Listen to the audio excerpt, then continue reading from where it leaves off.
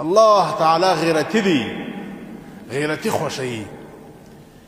یو ښځه وه په تیرو امتو کې بد عمله وه، بد کرداره وه، زناکاره وه، په لاره باندې روانه ده. په لاره کې یو سپی ولیدي، سپی هغه د یو څا په غاړه باندې پروت دی، تندې اخیستی دي، ژبه یې رایستلې ده، نږدې دی چې د تندې څخه مړ سي.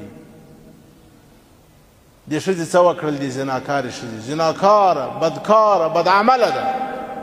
فنزعت خفها فاوثقتها بخمارها، خپله موزه یې وایستل، بل شی خو نسته، سولاغه نسته، خپله موزه یې وایستل، خپله موزه د خپل سر په څادر باندې وتړله او هغه موزه باندې د څا څخه اوبه راوایستلې، هغه سپی یې اوبه کوي.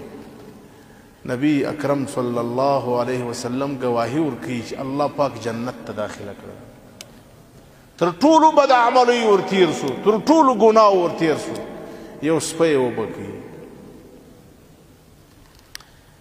ارحموا من فی الارض یرحمکم من فی السماء. تاسې د ځمکې په مخلوق باندې رحم وکړي، الله تعالی به په تاسو باندې رحم وکړي.